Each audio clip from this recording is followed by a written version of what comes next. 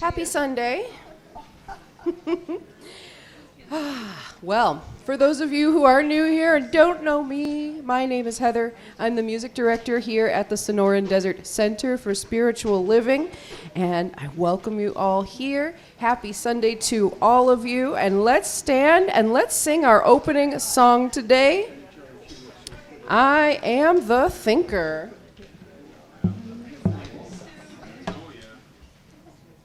Who thinks those thoughts?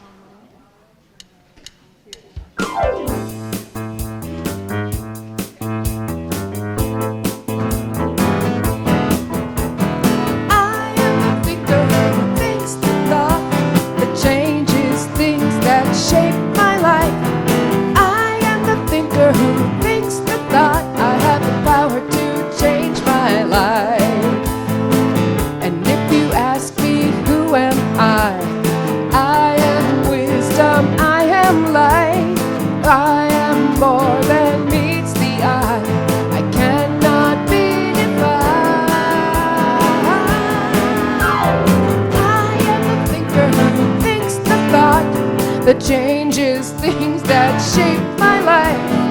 I am the thinker who thinks the thought. I have the power to change my life. And if you ask me what am I am beauty, I am joy, I am more than meets the eye. I cannot be defined.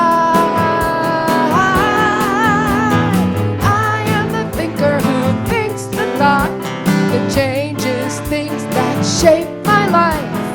I am the thinker who thinks the thought. I have the power to change my life. I can choose to be the light and brighten someone's darkest night. I'm so much more than meets the eye. I cannot be defined. Shake it out like the Beatles. Who thinks the thought that changes things that shape my life. I am the thinker who thinks the thought. I have the power to change my life. Have the power to change my life. I have the power to change my life.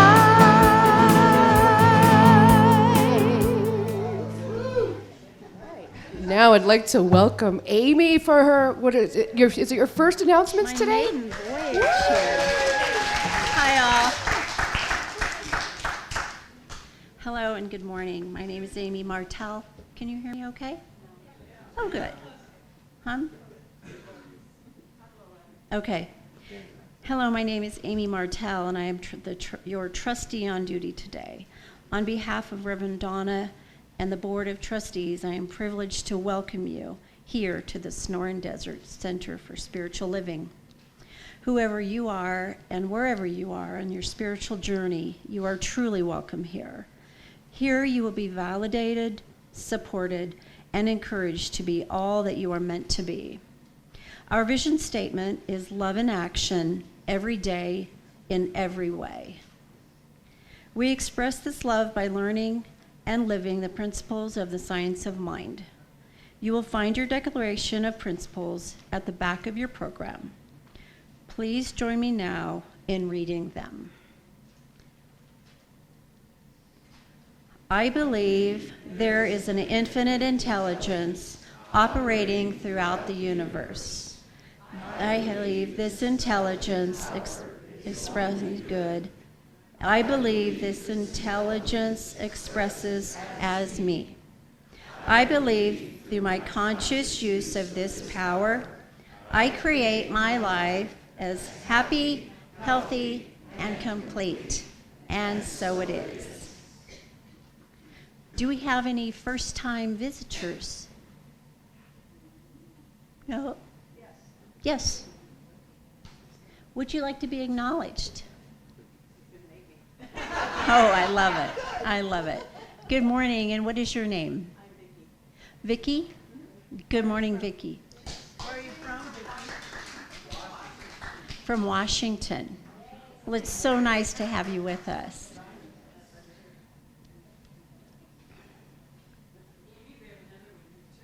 Oh, I'm so sorry, we missed another one. Oh, and good morning, and what is your name? This is Rhonda. Good morning, Rhonda.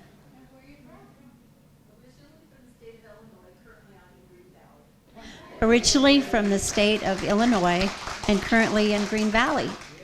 So welcome. We're so glad you're here. Pardon me. She's been to our drumming classes as well, so thank you, Rhonda, for supporting that.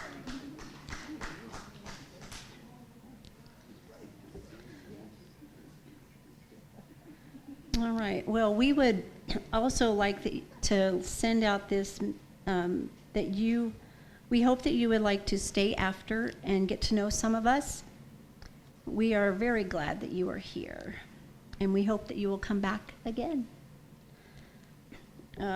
I would like to take this time to thank the people who made this Sunday celebration possible. And first of all, that is all of you sitting in the chairs. You know, if we didn't all come here, it would not be the same place as it is. So, and I want to thank the ones who make sure everything is set up for this gathering. And thank you for the ones who make everything go smoothly and wonderfully. And then I would like to take a note to mention Kathy and Susan Clutis, and I help as well in the kitchen. So we're so glad you're here. Yay, yay, volunteers. All right. And now, if you would direct your attention to the announcements that are in your bulletin.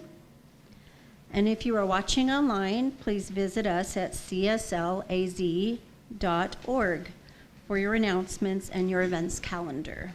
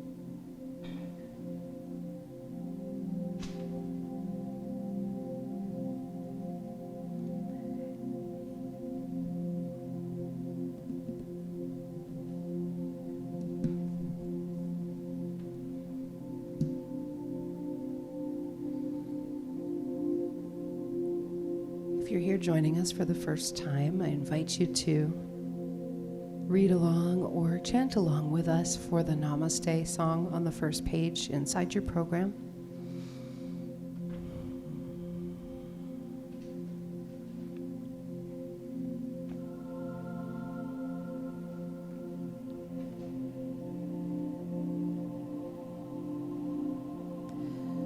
The God in me beholds the God in you. It is all for our greatest and highest good. The God in me beholds the God in you, and you and I are one. Namaste. The God in me beholds the God in you. It is all for our greatest and highest good. The God in me beholds the God in you, and you and I are one. Namaste. Namaste.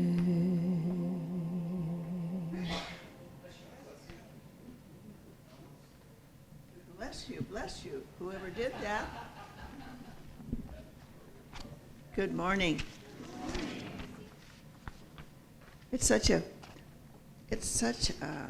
I really love being up here now and then. I think it's the ham in me or something, I don't know. But welcome, everyone. Thank you for being here. As my dearest dad used to say, a wonderful thing happened this morning. And I would say, what is it, Dad? He said, I woke up.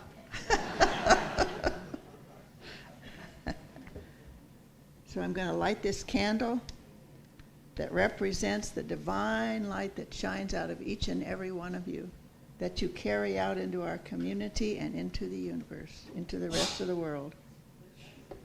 Yes, bless you.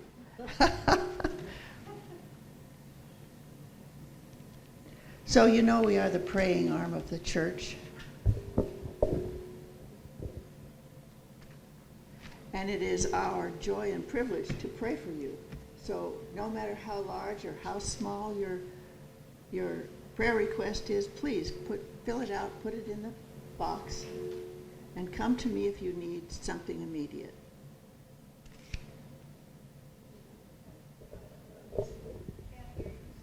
You can't hear me? Woohoo! There we are. Okay. So let's take a breath now. And settle into our chairs. As we know together that we are all one, as drops in the ocean, we are all one and yet unique, each one of us, a blessing wherever we go. We give thanks for this beautiful day, a little break from the heat, which is lovely. And we know that Reverend Donna's talk will fill us with inspiration, as she usually does. And we are so grateful to have her here, healthy and whole.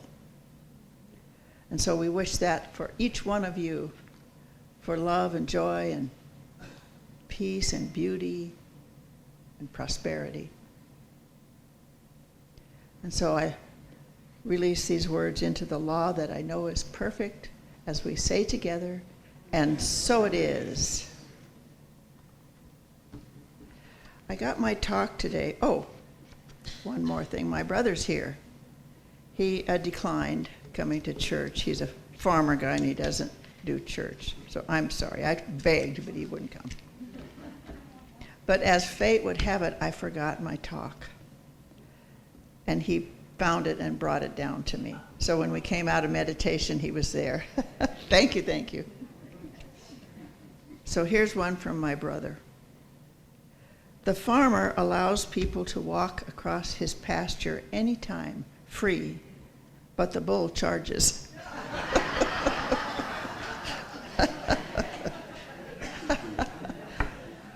I went back to last month's daily guides. This is such a wonderful book. For those of you that don't get it, please buy it. It's 2 months now in one edition, which is great. So I went back to last month because I love the subject of love. There was on a page number 43, it's called the medicine wheel. At the top of the page, it says, we are all born with the capacity to dream and to have vision, by Sun Bear.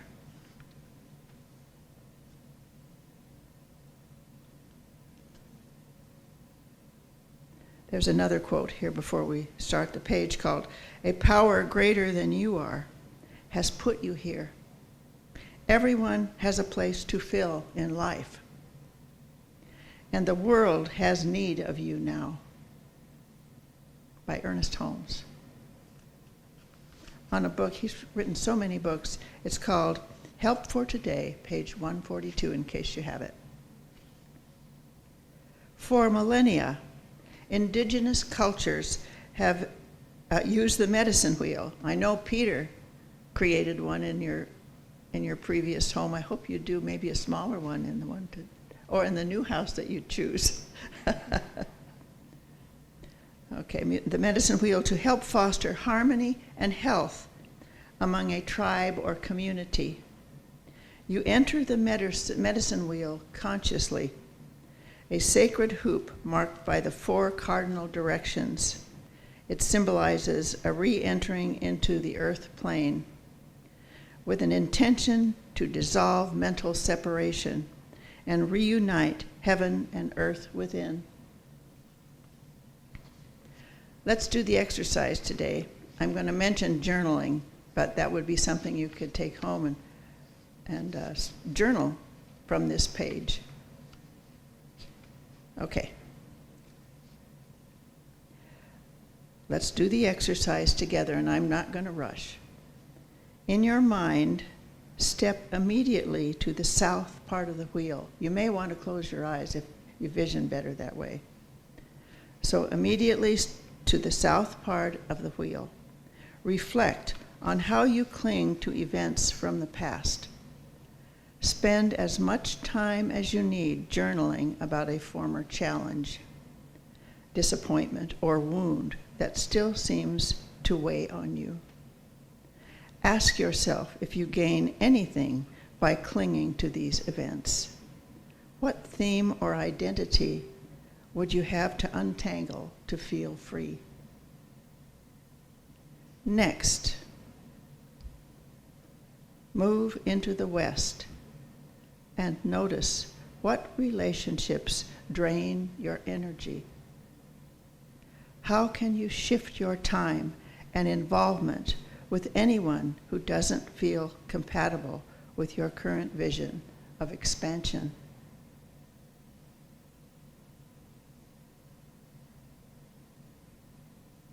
The aim is not to blame anyone, but to focus on the energy of preference. What prevents you from nurturing your environment with those who fuel, not drain you?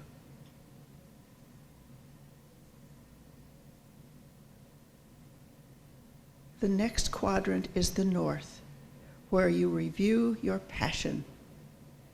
Is it possible that the things motivating your heart are different now than at other times in your life?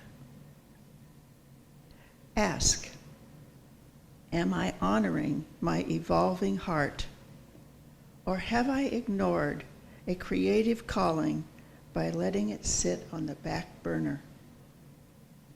What steps do you need to take?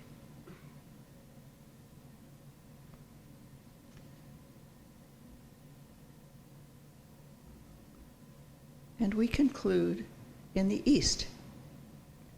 This is where you visualize how you'd like to live the next chapter of your life.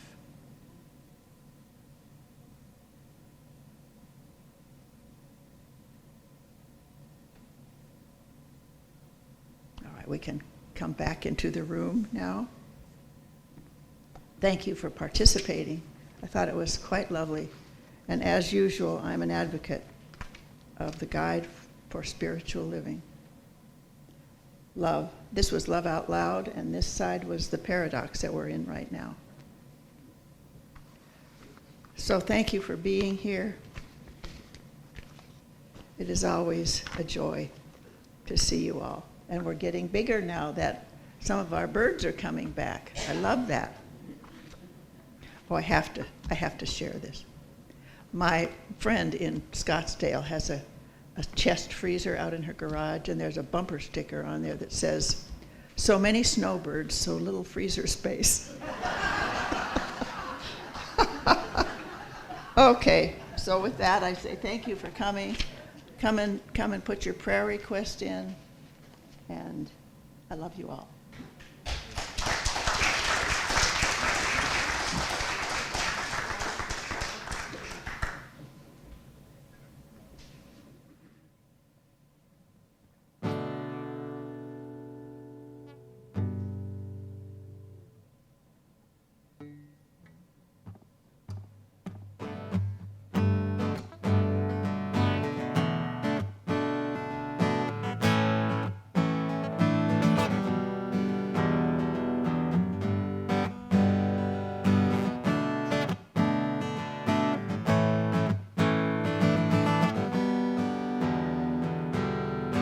written right at the very beginning of 2020.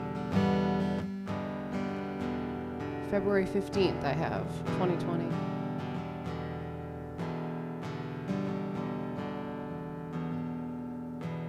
Looking forward, looking back, keeps your heart and mind in lack. A single-minded vision sets the heart free.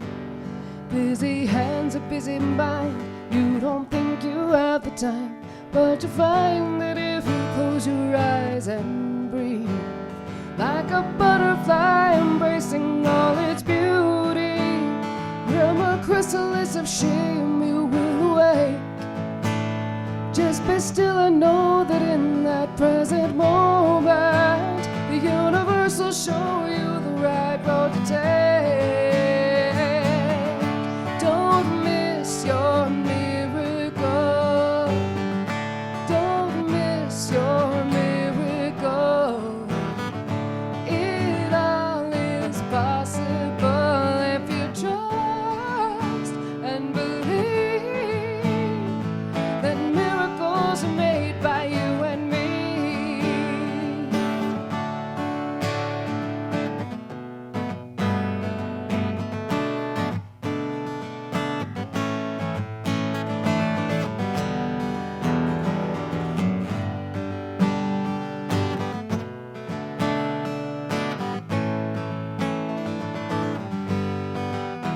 Expect a greater good today. Soon you'll know no other way. Fill yourself with faith and overcome your fears. In that conscious unity, if it's to be, it's up to me. Everything you need has always been right here. And just like a moonbeam dancing on the water, your imagination casts a shining net. You were born to create, and you can't help it. We are all one spirit manifest. Don't miss your miracle. Don't miss your miracle. It all is possible if you trust and believe that miracles are made by you and me. Don't miss your miracle. Don't miss your miracle. Don't miss your miracle. One more time. Don't miss your miracle. Don't miss your miracle. Don't miss your miracle. Don't miss your miracle. It all is possible if you trust and believe that miracles are made by you and me. That miracles are made by you and me. That miracles are made by you and me. Here we go.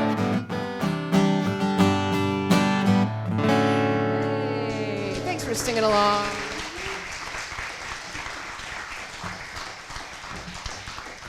And thanks for the request. Yeah, we've had a lot of fun playing with paradoxes this month, and today is my last day to talk about them. So I'm combining the two topics from home office, this week's and next, and it's called the tyranny of the or / the genius of and. And that's really what we've been talking about all month. When we are unwilling to embrace the paradoxes of seeming opposites, then we are caught in the or, having only one opinion or solution. You know, this is mine, and it's either or, and so it's mine, not, and I won't change it. So when we embrace the paradox of seeming opposites, then is when we enter the genius of and, so that a myriad of opinions or solutions present themselves to us. Ken Wilber asks, have you ever wondered why life comes in opposites, up versus down, inside versus outside, high versus low, long versus short, big versus small, good versus evil, life versus death, pleasure versus pain, God versus Satan, freedom versus bondage? But nature, it seems, knows nothing of this world of opposites in which people live. Thoreau said nature never apologizes, and apparently it's because nature doesn't know the opposites of right and wrong, and thus doesn't recognize what humans call errors. But you and I do recognize these opposites. They come because we live in this world of duality. They come because we are human. And for the most part, we have preferences. We prefer joy to sorrow. The ones of us living here prefer warm weather to cold.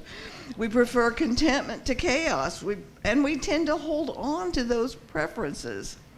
So it's when we're unable to release those preferences, unable to maintain that good-natured flexibility that Dr. Ernest Holmes talks about, that we are in the tyranny of the or. And the word tyranny, it's usually associated with governments, is defined as cruel, unreasonable, or arbitrary use of power or control. So whatever we have chosen as our or can become the exact thing that holds us back from the very good that we want for ourselves and others. In the film, The Dead Poets Society, a young student, Neil Perry, discovers his love of acting and takes the part of Puck in A Midsummer's Night Dream, and he's tremendous. He's tremendous. But his father is infuriated. His only intention for Neil is to attend Harvard to study medicine. And the inability of his father to listen to Neil, to even open that little space, to see and embrace Neil's passion, leads the young man to suicide. So Mr. Perry's unreasonable or was the cause of the death of his son. So that's the tyranny of or. So how many times have you and I stuck to our opinion without listening to somebody else? You know, as we said last week, we may ultimately feel that the opinion that we have originally is the one that we want to keep. It's worthy of holding. But it's only as we're willing to let go of that or so we can choose to see from the genius of and that the opinion then that we hold has wisdom with it. I didn't know Ernest Holmes personally, but I knew a lot of people who did. And one of the things that they said about him was that he was always reading at least 3 or 4 books at one time.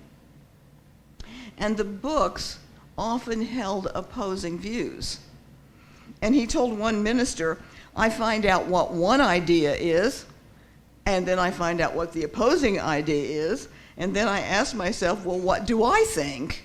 You know, what a great way to look at taking each opposing view and finding, you know, what is it that I see in this? What does I see, and where do I stand? So that's the genius of and. Author Jim Collins says, builders of greatness are comfortable with paradox. They don't oppress themselves with the tyranny of the or, which pushes people to believe that things must be either A or B, but not both. Instead, they liberate themselves with the genius of the and. You know, about 1 million years ago, I was in an ethics class, and the instructor gave us a list of topics, and we chose the one that we wanted to write about. And I still remember this because it was fun. Then he said, now I want you to write your paper from the opposing view. So my paper, the topic I had chosen was condoning sex education in schools. I felt that that was an important thing. And so I had to make a case for why it should not be condoned. So the assignment forced me to look through the eyes of someone who held an opposing view and see what validations I could find for it. And I still remember what I did is I thought of this woman who had 3 or 4 kids, and she was devoutly, conservatively religious. Would I want the school to tell my kids about something that I might be totally opposed to from my religious belief? And I began to think about that, and I began to gain some power in that. And I wrote to that from that woman's standpoint. And then at the end, I wrote, I can't remember the whole thing, but I wrote, I know that it probably will be condoned in the schools. And if so, keep me in the loop. Tell me what you're teaching my children so that I can then prepare them so that it doesn't interfere with our devout religious stance. So that is the genius of and. To stand there. I would have never done that had the teacher not said, now write from the opposing view. And I've always remembered that, and I've always tried to think about that when I'm really pretty strong in my own opinion. Arthur Rachel Naomi Raymond says, life is as complex as we are. Sometimes our vulnerability is our strength, our fear develops our courage, and our woundedness is the road to our integrity. It is not an either-or world. So from a spiritual perspective, obviously, I believe that the greatest paradox is our walk in both the world of the divine and the world of the human. I think that's our whole, I think that's our whole journey. Because in the world of the divine, we know that everything is whole, perfect, and complete. We say that in our prayer work.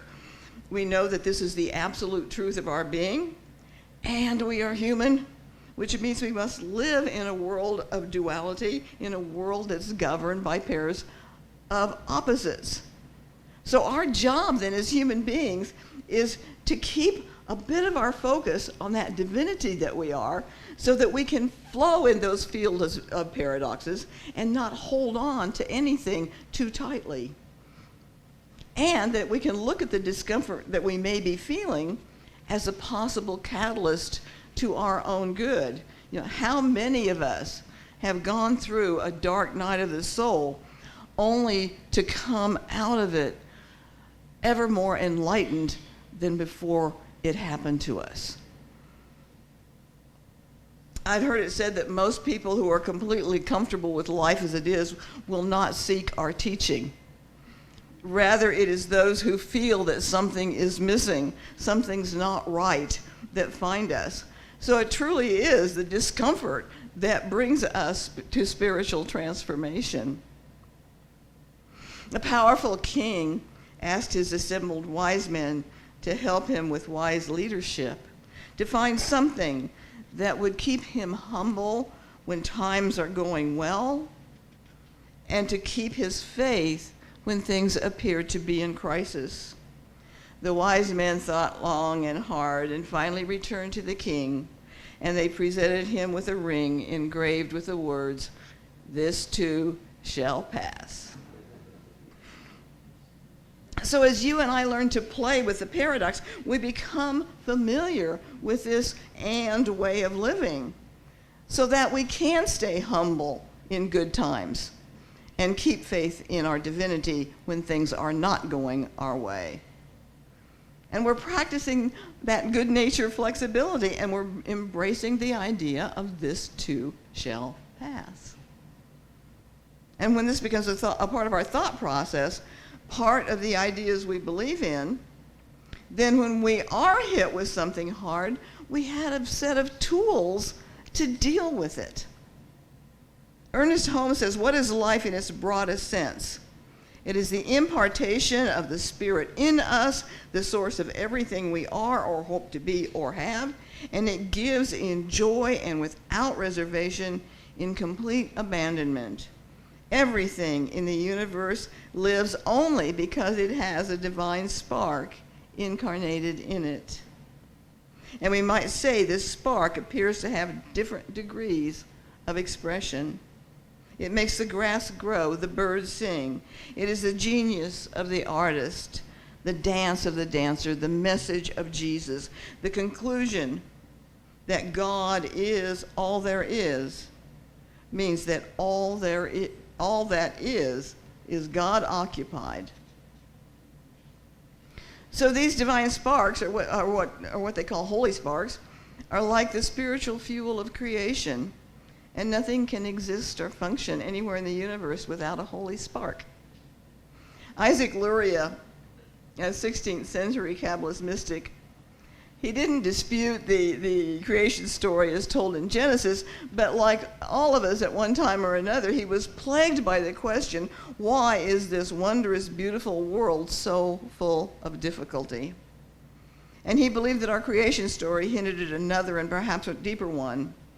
And his story is this: God created the world by forming vessels to hold his divine light. This divine light was meant to radiate out, fill the world, and illuminate everything around us. But as God poured the light into the vessels, the light was so powerful that the vessels couldn't contain it. And with a huge explosion, they shattered, and sparks of this divine light became embedded into the world of matter. These sparks of the divine were now trapped in the material world. God's presence was hidden and unable to shine forth.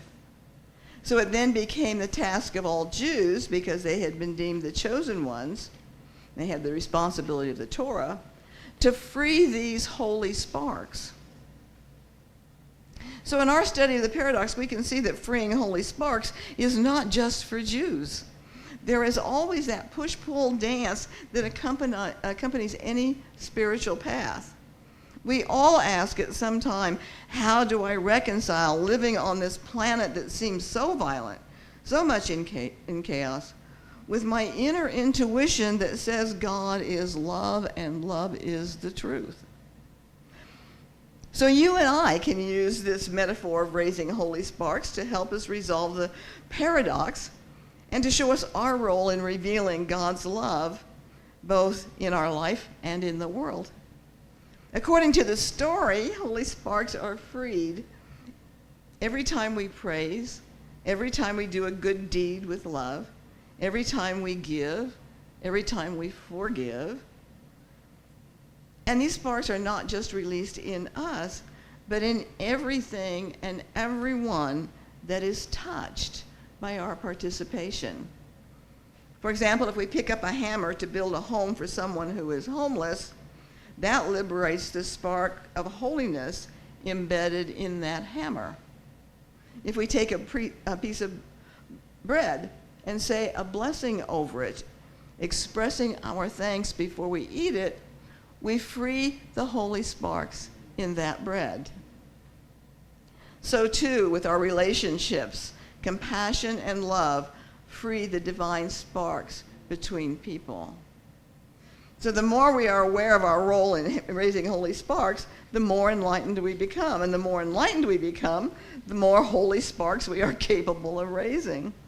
So wherever we touch, whatever we eat, whatever we use can be approached with a reverence, with a desire to recognize and liberate those sparks of holiness. Through our actions, we can repair what's broken in the world and restore the world to wholeness and peace. This process of repair, of raising holy sparks, is called tikkun olam, repairing the world. I love that, repairing the world. And it involves all of our actions, how we treat each other, how we eat, study, pray, celebrate, work. You know, I believe in the sacredness of all life, of all things. I think we all do, or we wouldn't be here. And the stories that speak to that sacredness have a truth in them that crosses all boundaries of culture, of theology, or of spirituality. So while this idea of raising holy sparks may stem from the Jewish Kabbalists, it simply is another tool we can use to resolve the paradox of humanity and divinity. For me, this journey that moves from the divine to the human and back again is calling us to find the sacredness in the ordinary. And like being thankful for the food that we have to eat, for a roof over our head, loved ones, and our friends to see us through good times and bad. So can you and I take what is set before us today and see that under all that we think that we have to do, there is God expressing in each of those experiences?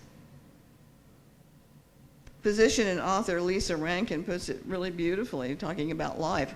It's about cultivating the ability to hold a paradox. We can both feel the deep pain of grief, loss, and tragedy, and we can be grateful for the ways in which such experiences crack us open, shatter the illusions of the ego, and wake us up to the truth of being. We can cry out with horror of the heartbreak, and we can also feel gratitude for the opportunity to dive all the way into the fully enlivening human experience of heartbreak. Both can be true at the same time without skipping anything. She says we can welcome it all: the betrayal, the violation, the disappointment, the horror, but also the ways in which tragedy brings us together, reminds us who we are, helps us remember what our core values are, and knocks us out of the complacency of everyday life. You know, you and I are really shapeshifters. Through our deeper understanding of the spiritual paradox we live in, we can see that each mundane experience does contain an element of the divine. And it's not only true of what goes on in our lives, but with whom, because every person we meet is also the divine in form. You know, last week I went to a chiropractor that was recommended by several members, and there's quite a few members, a bunch of us, that go to him now. And so when I was there, I told him, I mentioned several of his clients who were members of our center. And he said, and he was really, truly surprised. He said, "Wow, those people are my favorite clients." And it's because this teaching is constantly transforming us. And so we are able to hold a consciousness that allows a kind of double vision.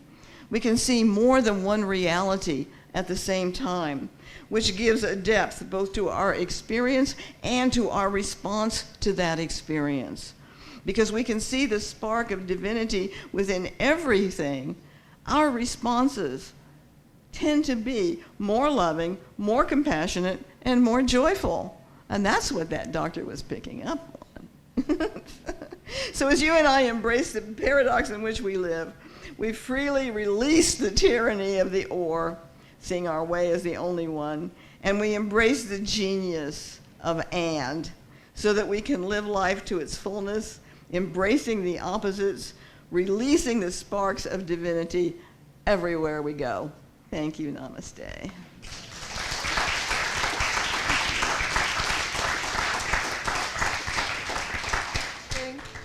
All right.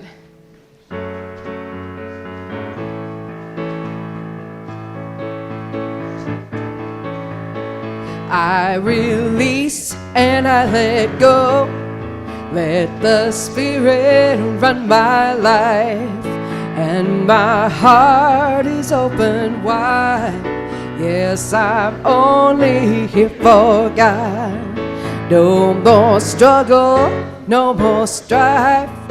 With my faith I see the light. I am free in the Spirit. Yes, I'm only here for God. I release and I let go. Let the Spirit run my life. There we go. And my heart is open wide. Yes, I'm only here for God. No more struggle, no more strife. With my faith I see the light. I am free in the Spirit. Yes, I'm only here for God. I release and I let go. Let the Spirit run my life, and my heart is open wide. Yes, I'm only here for God. No more struggle, no more strife. With my faith I see the light. I am free in the Spirit. Yes, I'm only here for God.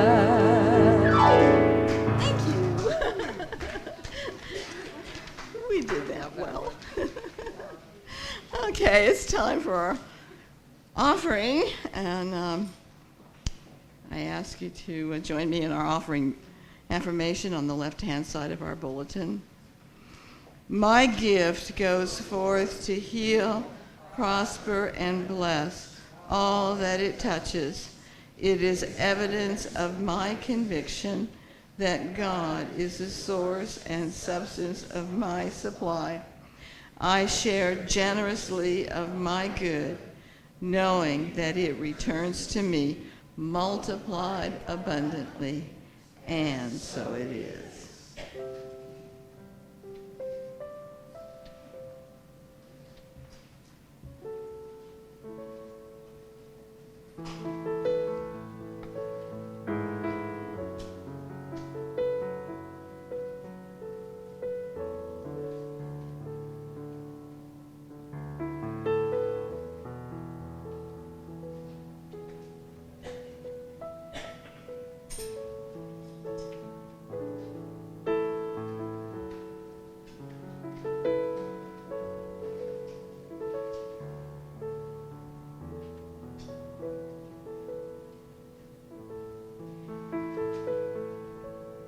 I am so blessed.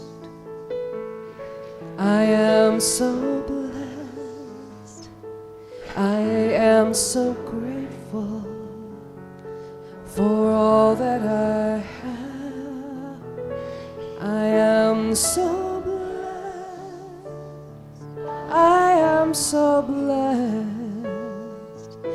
I am so grateful. I am so blessed.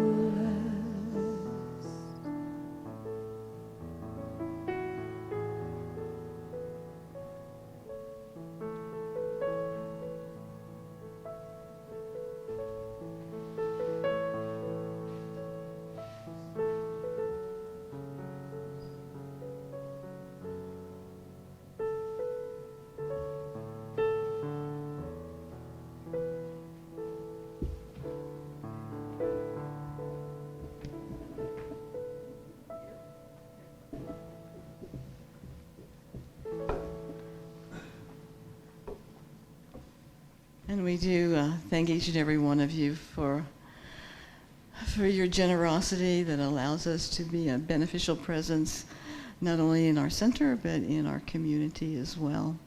Special thanks to Sherry for stepping up to be the coordinator of our Thanksgiving. And again to Don and Lynn for what they're doing. And to Kay, next week we'll get a chance to see what our writers group has been birthing over the last few months. It's just a pleasure to be, what Rosie said, it's just a pleasure to be here. And Jackie was saying this morning, she said, I wasn't feeling 100% when I got here. She said, but now I'm great. And I think that's true. Me too. I was not feeling well at all. Yeah, we've raised some holy sparks today. Isn't that great? So let's just take a moment to close this out in prayer, and please join us for refreshments and a chance to say hi to one another. So I know that there is one life, one mind, one intelligence. We call it God, but it's known by many names. And that each and every one of us is an expression of that divinity. So at the very core of our being are the attributes of love, truth, beauty, harmony, joy, peace. So knowing that that is our ultimate truth, as we move out into this world of opposites, into the world of paradox, we can play and have fun with them because we know the truth of our being. And we know that each seeming opposite is resolved with the genius of and that is the way we live our lives. I speak my word for each and every one of us who may be going through any kind of a challenge. Certainly the world events, our hearts are with those in Israel and the Gaza Strip, those in the Ukraine and other areas that are at war. And we know that no matter what we are seeing, that the truth is that peace is who and what we are and what we bring forward. So I release these words in love and know that all is good and very good, as we say together, and so it is. Thank you. Thank you so much. May we stand and sing Stand.